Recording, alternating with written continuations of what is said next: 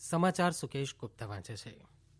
પ્રધાનમંત્રી નરેન્દ્ર મોદીએ જણાવ્યું છે કે ભારતીય વૈજ્ઞાનિકોએ તૈયાર કરેલી કોવિડની 2 રસીઓની મદદથી ભારત સમગ્ર માનવજાતિના રક્ષણ માટે સજ્જ છે.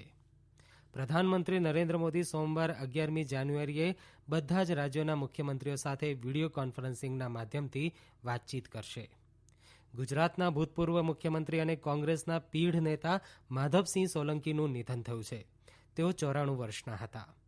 મહારાષ્ટ્રમાં ભંડારા ખાતેની સિવિલ હોસ્પિટલમાં શોર્ટ સર્કિટના લીધે લાગેલી આગમાં 10 નવજાત શિશુઓના કરુણ મોત નિપજ્યા છે. મહારાષ્ટ્ર સરકારે આગની દુર્ઘટના અંગે ઉચ્ચ સ્તરીય તપાસના આદેશ આપ્યા છે. અમેરિકાના નવા ચૂંટાયેલા રાષ્ટ્રપ્રમુખ જો બાઇડેને ભારતીય મૂળના 2 અમેરિકનોને વ્હાઇટ હાઉસની રાષ્ટ્રીય સુરક્ષા પરિષદમાં નિયુક્ત કર્યા છે. હવે સમાચાર વિગતવાર. પ્રધાનમંત્રી નરેન્દ્ર મોદીએ જણાવ્યું છે કે ભારતીય વૈજ્ઞાનિકોએ તૈયાર કરેલી કોવિડની 2 રસીઓની મદદથી ભારત સમગ્ર માનવજાતિના રક્ષણ માટે સજ્જ છે. વીડિયો કોન્ફરન્સિંગના માધ્યમથી 16મા પ્રવાસી ભારતીય દિવસ સંમેલનને સંબોધન કરતા તેમણે આ મુજબ જણાવ્યું હતું.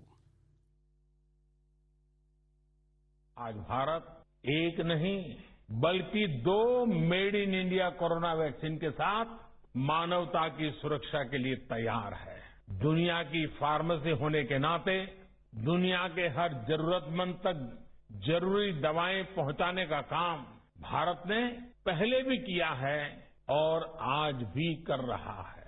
दुनिया आज सिर्फ भारत की वैक्सीन का इंतजार ही नहीं कर रही बल्कि दुनिया का सबसे बड़ा वैक्सीनेशन प्रोग्राम भारत कैसे चलाता है इस पर भी नजरें हैं. શ્રી મોદીએ દેશના ગૌરવરૂપ સાંસ્કૃતિક વારસાને વિશ્વનો પરિચય કરાવવા આધુનિક ટેકનોલોજીનો ઉપયોગ કરવાનું આહ્વાન કર્યું છે. બિન નિવાસી ભારતીયો એનઆરઆઈએ સમાજ પ્રત્યેની પોતાની પ્રતિબદ્ધતા દર્શાવીને પોતાની આગવી ઓળખ ઊભી કરી છે. દેશથી દૂર રહેવા છતાં કોવિડની પરિસ્થિતિમાં દેશની આરોગ્ય સેવાને મજબૂત બનાવવામાં એનઆરઆઈએ મહત્વની ભૂમિકા ભજવી છે. દેશ જ્યારે આત્મનિર્ભર ભારત બનવા આગળ વધી રહ્યો છે ત્યારે બ્રાન્ડ ઇન્ડિયાની ઓળખ મજબૂત બનાવવામાં એનઆરઆઈ અગત્યની કામગીરી કરી શકે છે. શ્રી મોદીએ ભારપૂર્વક કહ્યું કે જ્યારે બિન નિવાસી ભારતીયો ભારતમાં બનેલા ઉત્પાદનોનો ઉપયોગ વધારશે ત્યારે જ દેશ વિદેશના લોકોનો ભારતીય ચીજ વસ્તુઓની ગુણવત્તા અંગે વિશ્વાસ વધશે. ઉપરાષ્ટ્રપતિ એમ વેંકૈયા નાયડુએ પ્રવાસી ભારતીય દિવસ નિમિત્તે શુભેચ્છાઓ આપી છે. ટ્વિટર ઉપર તેમના સંદેશામાં શ્રી નાયડુએ જણાવ્યું કે બિન નિવાસી ભારતીયો આપણા પ્રાચીન ભારત ભૂમિની વારસારૂપી સુગંધ વિદેશમાં લઈ જાય છે તથા પોતાના પરિશ્રમથી ભારતના ગૌરવમાં વધારો કરે છે. પ્રધાનમંત્રી નરેન્દ્ર મોદી સોમવાર 11મી જાન્યુઆરીએ બધા જ રાજ્યોના મુખ્યમંત્રીઓ સાથે વીડિયો કોન્ફરન્સિંગના માધ્યમથી વાતચીત કરશે. આ સંવાદ દરમિયાન તેઓ રાજ્યોના મુખ્યમંત્રીઓ સાથે કોવિડની વર્તમાન પરિસ્થિતિ અને રસીકરણની કામગીરી બાબતે સઘન ચર્ચા કરશે. પ્રધાનમંત્રી નરેન્દ્ર મોદીએ ભારતના અગ્રણી અર્થશાસ્ત્રીઓ સાથે કોવિડ રોગચાળા પછીના વિશ્વમાં ભારતનો આર્થિક એજન્ડા નક્કી કરવા અંગે ચર્ચા કરી છે. ચર્ચામાં ભાગ લેનારા તમામ અર્થશાસ્ત્રી એ વાત પર સંમત હતા કે વિકાસના ઉચ્ચ માપદંડો ધાર્યા કરતા પહેલા જ એક મજબૂત આર્થિક સુધારણાના સંકેત આપી રહ્યા છે. પ્રધાનમંત્રીએ અર્થશાસ્ત્રીઓના સૂચનોની પ્રશંસા કરી અને રાષ્ટ્રીય વિકાસ એજન્ડા નક્કી કરવામાં આવી ચર્ચા વિચારણાના મહત્વ પર ભાર આપ્યો. શ્રી મોદીએ ભારપૂર્વક કહ્યું કે નાણાકીય પ્રોત્સાહનની સાથે સરકારે સુધારા આધારિત પ્રોત્સાહનો આપવા માટે પ્રયત્ન કર્યો છે જે કૃષિ, વેપારિક, કોલસા, ખાણકામ અને શ્રમ કાયદાઓમાં થયેલા ઐતિહાસિક સુધારાઓ રૂપે દેખાય છે.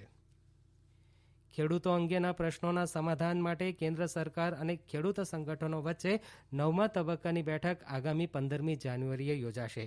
બેઠક બાદ કૃષિમંત્રી નરેન્દ્રસિંહ તોમરે જણાવ્યું હતું કે ગઈકાલે કૃષિ કાયદાઓ અંગે ચર્ચા હાથ ધરાઈ હતી પરંતુ કોઈ નિર્ણય થઈ શક્યો ન હતો. ઉલ્લેખનીય છે કે ખેડૂત સંગઠનો 3 કૃષિ કાયદાઓ રદ કરવાની માંગણી કરી રહ્યા છે. કૃષિમંત્રીએ કહ્યું કે સરકારે ખેડૂત નેતાઓને વારંવાર આશ્વાસન આપ્યું છે કે તેમના આ મુદ્દાઓના નિરાકરણ માટે સરકાર પ્રતિબદ્ધ છે. સમાધાન માટે સકારાત્મક વાતચીત માટે આગળ આવવાની જરૂર છે. આ સમાચાર આપ આકાશવાણી પરથી સાંભળી રહ્યા છો.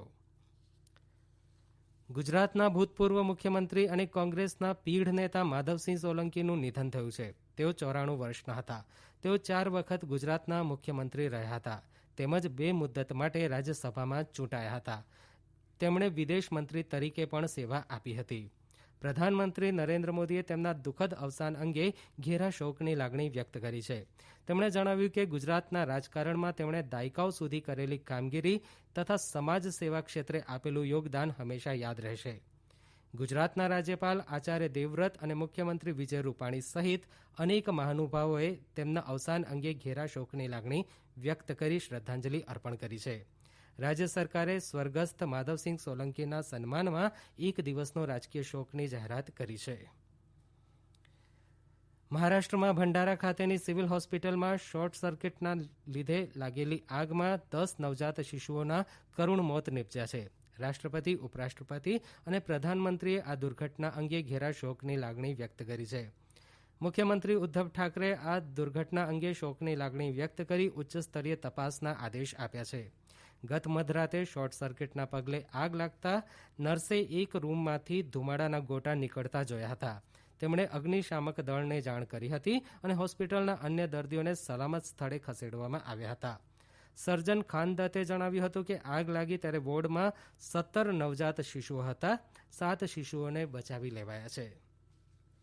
અમેરિકાના નવા ચૂંટાયેલા રાષ્ટ્રપ્રમુખ જો બાઇડેને ભારતીય મૂળના 2 અમેરિકનોને વ્હાઇટ હાઉસની રાષ્ટ્રીય સુરક્ષા પરિષદમાં નિયુક્ત કર્યા છે. બાઇડેને ભારતીય મૂળના સુમોના ગુહાને દક્ષિણ એશિયાના સિનિયર ડાયરેક્ટર પદે તથા તરુણ છાબરાને ટેકનોલોજી અને રાષ્ટ્રીય સુરક્ષાના સિનિયર ડાયરેક્ટર પદે નિયુક્ત કર્યા છે. માહિતી અને પ્રસારણ મંત્રી પ્રકાશ જાવડેકરે કેન્દ્ર સરકારની ડિજિટલ કેલેન્ડર અને ડાયરી એપ નવી દિલ્હી ખાતે લોન્ચ કરી છે. આ પ્રસંગે શ્રી જાવડેકરે જણાવ્યું કે હવે દેશમાં બદલાતી જતી ટેકનોલોજી સાથે લગભગ 70 કરોડ મોબાઈલ ધારકો મોબાઈલમાં કેલેન્ડરનો ઉપયોગ કરી રહ્યા છે, જે પર્યાવરણને અનુકૂળ પહેલ છે. ગઈકાલે રજૂ કરાયેલા ડિજિટલ કેલેન્ડર હિન્દી અને અંગ્રેજી ભાષામાં ઉપલબ્ધ છે, પરંતુ આ મહિનાની 15મી તારીખથી તે 11 ભાષાઓમાં ઉપલબ્ધ થશે.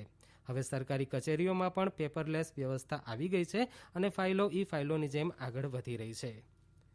નાગરિક ઉડ્ડયન મંત્રાલયના મહાનિદેશક વિમાન કંપનીઓને કોવિડ-19 સંબંધિત વેક્સિન લઈ જવા માટે માર્ગદર્શિકા જારી કરી છે. ડીજીસીએ એક જાહેરનામામાં જણાવ્યું છે કે કોવિડ-19ની વેક્સિનની જાળવણીની તમામ જરૂરિયાતો પૂરી કર્યા બાદ જ તેઓ સૂકા બરફમાં પેક કરી વહન કરી શકે છે. -8 થી -17 ડિગ્રી સેલ્સિયસ સુધીના તાપમાનમાં સૂકા બરફની જરૂરિયાત રહેશે. સિડની ખાતે રમાઈ રહેલી ત્રીજી ક્રિકેટ ટેસ્ટ મેચમાં ઓસ્ટ્રેલિયાએ ત્રીજા દિવસના રમતના અંતે 2 વિકેટે 103 રન નોંધાવ્યા છે. ભારતે આજે તેની પહેલી ઇનિંગમાં 244 રન નોંધાવ્યા હતા. ઓસ્ટ્રેલિયા તરફથી પેટ ક્યુમિન્સે 4 વિકેટો ઝડપી હતી. આમ અત્યાર સુધી ઓસ્ટ્રેલિયાએ ભારત પર 197 રનની સરસાઈ મેળવી છે. ગુજરાતમાં કોવિડની પરિસ્થિતિને ધ્યાનમાં લઈને સત્તાવાળાઓએ ઉત્તરાયણની ઉજવણી બાબતે નિયમોની જાહેરાત કરી છે. આ નિયમો આજથી આગામી 17મી જાન્યુઆરી સુધી અમલમાં રહેશે. ગૃહ વિભાગની યાદીમાં જણાવ્યા મુજબ 17મી જાન્યુઆરી સુધી જાહેર સ્થળો, ખુલ્લા મેદાનો તેમજ રસ્તા વગેરે ઉપર મોટી સંખ્યામાં એકત્રિત થઈ પતંગ ચગાવી શકાશે નહીં. અદાલત તેમજ એનજીટીની સૂચનાઓ મુજબ ચાઇનીઝ દોરી કે ચાઇનીઝ તુક્કલ ઉપર પ્રતિબંધ મુકાયો છે. તેમજ કોઈપણ વ્યક્તિ કે જાહેર જનતાની લાગણી દુભાય અથવા જાહેર શાંતિનો ભંગ થાય તેવા કોઈપણ પ્રકારના લખાણો કે સૂત્રો અથવા ચિત્રો પતંગ ઉપર દર્શાવી શકાશે નહીં. માસ્ક પહેર્યા વિના કોઈપણ વ્યક્તિ મકાન, ફ્લેટના ધાબા કે સોસાયટીના મેદાનમાં પતંગ ચગાવવા એકત્રિત થઈ શકશે નહીં. અંતમાં મુખ્ય સમાચાર ફરી એકવાર. પ્રધાનમંત્રી નરેન્દ્ર મોદીએ જણાવ્યું છે કે ભારતીય વૈજ્ઞાનિકોએ તૈયાર કરેલી કોવિડની 2 રસીઓની મદદથી ભારત સમગ્ર માનવજાતિના રક્ષણ માટે સજ્જ છે. પ્રધાનમંત્રી નરેન્દ્ર મોદી સોમવાર 11મી જાન્યુઆરીએ બધા જ રાજ્યોના મુખ્યમંત્રીઓ સાથે વિડીયો કોન્ફરન્સિંગના માધ્યમથી વાતચીત કરશે. ગુજરાતના ભૂતપૂર્વ મુખ્યમંત્રી અને કોંગ્રેસના પીઢ નેતા માધવસિંહ સોલંકીનું નિધન થયું છે. તેઓ 94 વર્ષના હતા. મહારાષ્ટ્રમાં ભંડારા ખાતેની સિવિલ હોસ્પિટલમાં શોર્ટ સર્કિટના લીધે લાગેલી આગમાં 10 નવજાત શિશુઓના કરુણ મોત નીપજ્યા છે. મહારાષ્ટ્ર સરકારે આગની દુર્ઘટના અંગે ઉચ્ચસ્તરીય તપાસના આદેશ આપ્યા છે. અમેરિકાના નવા ચૂંટાયેલા રાષ્ટ્રપ્રમુખ જો બાઇડેને ભારતીય મૂળના 2 અમેરિકનોને વ્હાઇટ હાઉસની રાષ્ટ્રીય સુરક્ષા પરિષદમાં નિયુક્ત કર્યા છે. આકાશવાણી પરથી સમાચાર પૂરા થયા.